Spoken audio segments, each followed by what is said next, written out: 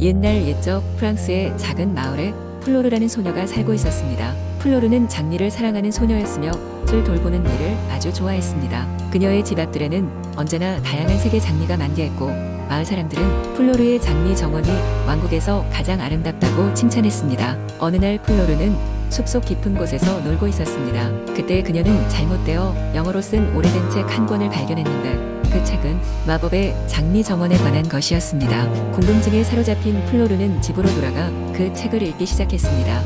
책 속의 이야기는 희귀한 장미가 모든 소원을 들어줄 수 있는 힘을 갖고 있다는 내용이었습니다.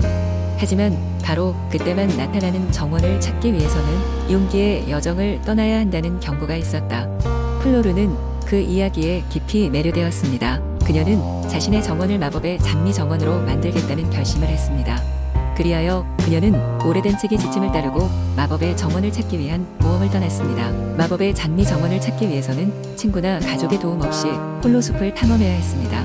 첫 번째로 그녀는 핑크색 새벽 요정에게 가야 했습니다. 그 요정은 빈 셔루슈루라는 숲의 북쪽 끝에 살고 있었습니다. 요정은 플로르에게 그녀의 순수한 마음을 시험하기 위해 어렵고도 열심히 일해야 하는 타오르는 장미라는 퀘스트를 주었습니다. 플로르는 뜨거운 태양 아래에서 주어진 일을 서둘러 마치고 요정으로부터 다음 힌트를 얻었습니다. 요정은 그녀에게 용기의 진정한 의미를 가르쳐 주었고 마침내 플로르는 두 번째 장애물을 넘게 되었습니다. 다음으로 플로르는 달빛 장미를 얻기 위해 마법의 장미 가재를 찾아갔습니다. 차가운 밤하늘을 맴도는 이 장미는 단지 선량한 사람에게만 자신의 모습을 드러냈습니다. 플로르는 별들에게 이야기를 나누며 깨어있는 밤을 보냈고 그 수고 끝에 달빛 장미를 손에 넣게 되었습니다. 마지막 여정은 불멸의 장미를 찾는 것이었습니다. 이 장미는 시간의 섬을 지키고 있었고 그곳에 도달하기 위해서는 소중한 무언가를 포기해야 했습니다. 플로르는 자신의 가장 사랑하는 어린 시절의 장난감을 두고 왔습니다.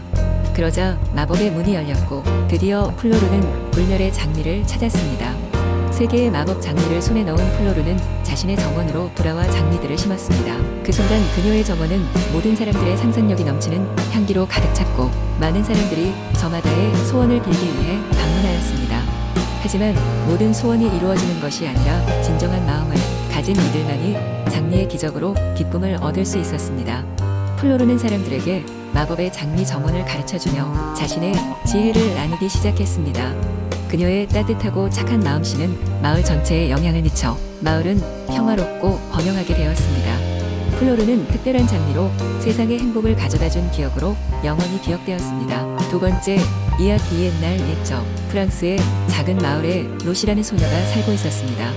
로시는 자연을 사랑하고 동물들과 이야기하는 꿈 많은 아이였지요. 그녀는 마을에서 조금 떨어진 숲속의 작은 집에 할머니와 함께 살고 있었습니다. 그 숲은 무척 신비롭게도 동물들이 각자의 이야기를 가지고 있었고 나무들은 마치 살아있는 것처럼 움직였던 곳이었습니다. 어느 날 로시는 자신의 예쁜 정원에서 바쁘게 일하고 있었고 마법의 꿀벌을 만나게 되었습니다. 이 꿀벌은 다른 꿀벌들과는 달리 반짝이는 황금빛 날개를 가지고 있었지요.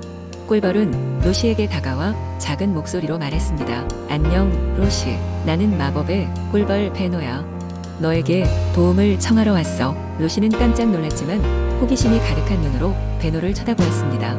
무슨 도움이 필요하니, 베노? 베노는 설명하기 시작했습니다. 이야기인즉슨 숲속 깊은 곳에 있는 다른 차원으로 통하는 입구가 있는데 그곳에 사는 원래 이 땅의 수호자였던 엘노라 라는 요정이 사람들의 욕심과 무관심으로 인해 갇히게 되었다는 것입니다. 그녀를 구하기 위해서는 특별한 꽃인 빛의 블룸을 찾아야 한다고 했습니다. 그 꽃은 오직 가장 순수한 마음을 가진 자만이 찾을 수 있는 신비한 꽃이었습니다. 로시는 베노의 이야기에 귀를 기울이고 큰 결심을 했습니다. 내가 그 꽃을 찾고 싶어. 너와 함께 요정을 구할게. 그리하여 로시는 베노와 함께 숲속 모험을 시작했습니다.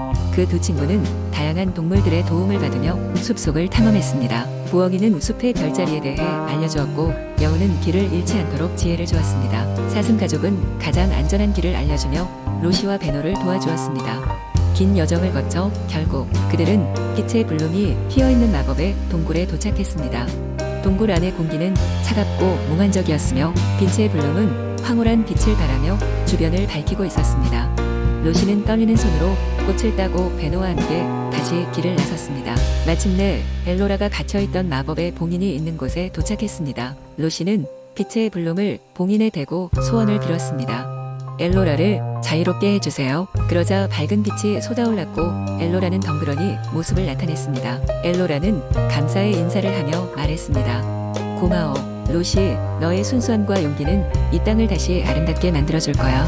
엘로라는 숲의 생명들이 다시 활력을 찾고 마을 사람들이 자연과의 조화를 되찾을 수 있도록 도와주기로 약속했습니다. 그날 이후로 로시는 마을에서 탁월한 자연의 수호자로 존경받게 되었고 그녀와 베노의 이야기는 오랫동안 전해 내려오게 되었습니다. 마을 사람들은 숲을 사랑하고 보호하였으며 로시의 모험은 마을의 세대에서 세대로 전해지는 소중한 이야기가 되었습니다. 세 번째 이야기, 옛날 옛적 론강 근처에 숨겨진 작은 마을이 있었습니다. 이 마을은 평범해 보였지만 그곳에는 특별한 비밀이 숨겨져 있었습니다. 바로 어느 누구도 찾기 어려운 마법의 정원이었습니다. 정원의 위치는 수세기 동안 전해져 내려왔지만 그 위치를 정확히 아는 사람은 없었습니다. 프랑스와라는 소년이 이 마을에 살고 있었습니다. 그는 호기심이 많고 모험을 좋아하는 아이였습니다. 어느 날 프랑스와는 숲속에서 놀다가 작은 개구리 한 마리를 발견했습니다. 그 개구리는 평범해 보이지 않았습니다. 반짝이는 녹색 피부에 황금색 눈을 가진 개구리는 마치 이야기를 하려는 듯 프랑스와를 바라보았습니다. 개구리는 말을 할 수 있었고 프랑스와에게 마법의 정원 이야기를 들려주었습니다. 정원은 수수께끼를 푸는 자만이 들어갈 수 있단다. 그곳에는 황금빛 사과나무가 자라고 있으며 그 사과를 먹는 자는 영원한 행복을 누릴 수 있지. 그러나 누구도 그 수수께끼를 풀지 못했단다. 프랑스와는 개구리의 이야기에 깊이 매료되었습니다. 그는 이 수수께끼를 풀기 위해 모험을 떠나기로 결심했습니다. 개구리는 프랑스와에게 정원으로 가는 길을 안내하며 도움을 주겠다고 했습니다. 둘은 함께 숲속 깊숙한 곳으로 여행을 떠났습니다. 길은 험난하고 숲은 점점 더 깊어졌습니다. 마지막에는 고요한 연못가에 도착했습니다. 거기서 개구리는 프랑스와에게 연못에 비친 자신의 모습을 보라고 말했습니다. 연못에는 프랑스와의 모습과 함께 황금빛 사과나무가 어렴풋이 비치고 있었습니다. 개구리는 설명했습니다. 이 연못의 수수께끼는 바로 자신의 진정한 모습을 찾는 거란다. 내가 진정 원하는 것이 무엇이고 내 안에 숨은 선함과 용기를 발견할 때 정원으로의 길이 열릴 거야. 프랑스와는 깊은 생각에 잠겼고 자신의 마음을 탐색했습니다. 그의 용기와 선함을 깨달은 순간 연못은 길을 열어주었습니다. 눈앞에는 황금빛 사과나무가 가득한 아름다운 정원이 펼쳐졌습니다. 정원에서 프랑스와는 행복의 사과를 따서 먹었습니다. 그는 그 경험을 통해 진정한 행복은 외부에서 찾는 것이 아니라 자기 자신 내면에서 찾아야 한다는 것을 배웠습니다. 행복으로 가득 찬 프랑스와는 마을로 돌아와 그 이야기를 모든 사람들에게 나누었습니다. 그 이후로 마을 사람들은 행복을 자신에게서 찾으려 노력했습니다. 프랑스와의 모험은 마을 사람들에게 큰 교훈이 되었고 그들의 삶은 더 밝고 행복해졌습니다. 그리고 작은 개구리는 언제나처럼 그들의 친구가 되어 그 비밀을 간직한 채 다음 용감한 모험가를 기다리며 연못가에 머물렀습니다. 네 번째 이야기, 옛날 아주 먼 옛날 프랑스의 작은 마을에 클레망스라는 이름의 소녀가 살고 있었습니다. 클레망스는 항상 밝은 미소를 지니고 있으며 마을 사람들 모두 그녀를 사랑했습니다. 그녀의 부모님은 마을에서 가장 유명한 빵집을 운영했고 매일 아침 따뜻하고 향기로운 빵과 바게트를 구웠습니다. 클레망스의 가장 큰 꿈은 그녀의 부모님처럼 훌륭한 빵을 구워 마을 사람들을 행복하게 만드는 것이었지만 그녀는 직접 빵을 만드는 것이 생각만큼 쉽지 않다는 것을 깨달았습니다. 매번 반죽이 제대로 부풀지 않거나 빵이 굳어버리곤 했습니다. 실망한 그녀는 결국 숲속에 있는 할머니를 찾아가 조언을 구하기로 했습니다. 할머니는 마을 외곽에 있는 오두막에 살고 있었고 사람들이 그녀를 지혜의 할머니라고 부르곤 했습니다. 클레망스는 할머니에게 가서 자신의 어려움을 이야기했습니다. 할머니는 클레망스의 이야기를 듣고 미소를 지으며 이렇게 말했습니다. 걱정하지 마라 클레망스. 이번 달 보름달이 뜨는 날 숲 깊은 곳에 있는 마법의 빵 굽는 돌을 찾아가거라. 그 돌은 모든 빵을 완벽하게 구워줄 것이다. 클레망스는 할머니의 조언에 따라 달이 가장 크고 환하게 빛나는 밤의 숲 속으로 들어갔습니다.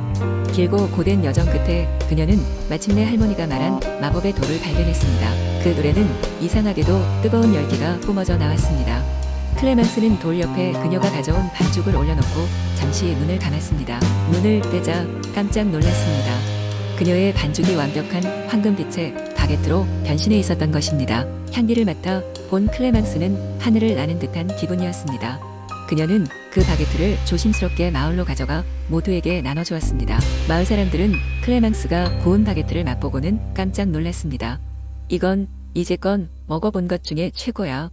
모든 사람들이 손뼉을 치며 칭찬을 아끼지 않았습니다. 클레망스는 그 뒤로도 자신감을 가지고 다양한 종류의 빵을 시도했으며 할머니가 주신 마법의 돌 덕분에 그녀의 빵은 항상 완벽하게 구워졌습니다. 마을의 빵집은 더욱더 유명해졌고 클레망스는 마을과 가족들을 위해 꿈을 이룰 수 있었습니다. 세월이 지나 클레망스는 마을의 새로운 지혜의 할머니가 되었고 그녀가 받은 사랑과 지혜를 다음 세대에게 전해주었습니다. 마법의 돌 이야기는 그녀가 세상에 남긴 멋진 유산이었습니다.